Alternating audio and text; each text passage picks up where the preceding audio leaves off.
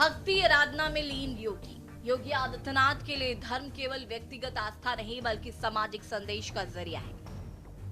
चैत्र नवरात्रि के समापन पर मुख्यमंत्री ने पारंपरिक रूप से कन्या पूजन किया।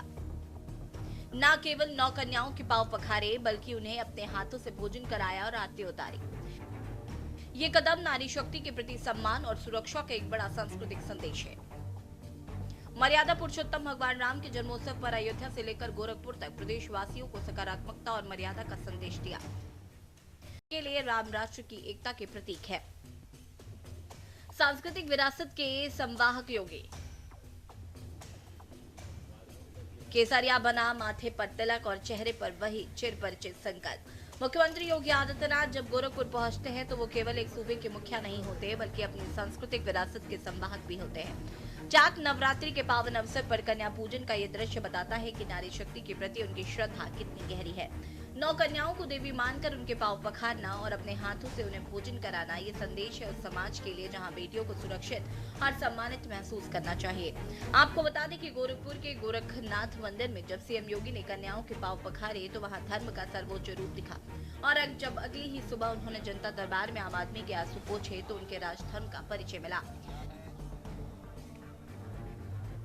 सेवा का संकल्प जनता दरबार। सुबह की पूजा अर्चना के तुरंत बाद योगी आदित्यनाथ मुख्यमंत्री की भूमिका में आ जाते हैं। मंदिर परिसर में लगने वाले जनता दरबार में वो एक फरियादी के पास खुद जाते हैं, चाहे वो इलाज के लिए आर्थिक मदद हो या जमीन से जुड़े विवाद।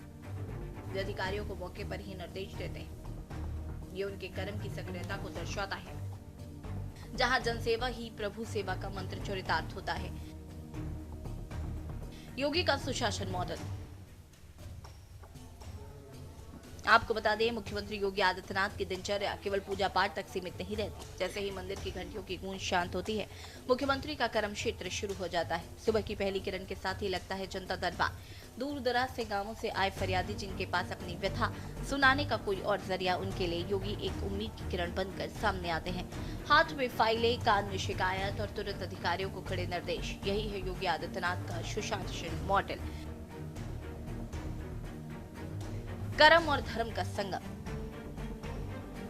बता दें कि मुख्यमंत्री योगी आदित्यनाथ के व्यक्तित्व में राजर्षि का जो समन्वय दिखता है वो गोरखपुर के प्रवास के दौरान पूरी तरह स्पष्ट हो गया। उनके लिए सत्ता केवल शासन का माध्यम नहीं बल्कि सेवा और लोक कल्याण का एक अनुष्ठान है। गोरखपुर का गोरखनाथ मंदिर केवल एक धार्मिक स्थल नहीं बल्कि उत्तर प्रदेश की राजनीति और जनसेवा का एक वैकल्पिक केंद्र बन चुका है।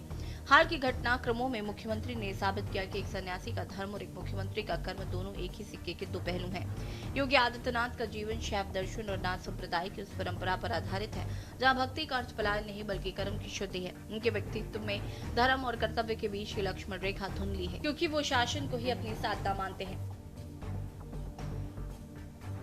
नाथ संप्रदाय और सेवा ही साधना का दर्शन। आपको बता दें कि योगी आदित्यनाथ जिस नाथ संप्रदाय से आते हैं उसका मूल मंत्र अंजन माही निरंजन भेटिया यानी संसार के बीच रहकर ही ईश्वर को पाना है।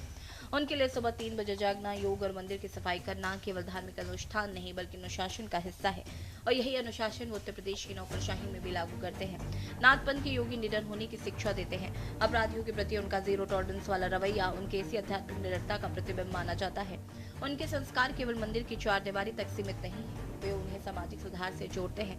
नवरात्रि में कन्या पूजन करते हैं तो उसी संस्कार को सरकार की कन्या सुमंगला योजना में बदल देते हैं ताकि बेटियों की पढ़ाई और शादी का बोझ सरकार उठाए। पुरुषपीठ में गायों की सेवा उनकी दिनचर्या का अभिन्न हिस्सा है। मुख्यमंत्री बनने के बाद उन्होंने पूरे प्रदेश में गौ संरक्षण केंद्रों का जाल बिछाया जो उनके व्यक्तिगत संस्कार का नीतिगत विस्तार है। योगी आदित्यनाथ का ये मॉडल दिखाता है कि आधुनिकता और परंपरा के बीच संतुलन कैसे बनाया जा सकता है। जहां एक तरफ वो अत्याधुनिक इंफ्रास्ट्रक्चर और निवेश की बात करते हैं, दूसरी तरफ वो अपनी जड़ें, धर्म और संस्कारों से मजबूती से जुड़े रहते हैं। गोरखपुर में उनकी सक्रियता बताती है कि वो ऐसे नेता हैं जो फर्श पर बैठे आम आदमी की पीड़ा भी समझते हैं और सिंहासन पर बैठकर कड़े फैसले लेना भी जानते हैं। योगी आदित्यनाथ ने किसी तरह राजर्षि की भूमिका को जीवन किया है। ये जहां एक हाथ में आस्था की माला है तो दूसरे हाथ में विकास और न्याय की कमान। ये तालमेल ही उन्हें आज की राजनीति में सबसे अलग खड़ा करता है। Special desk king.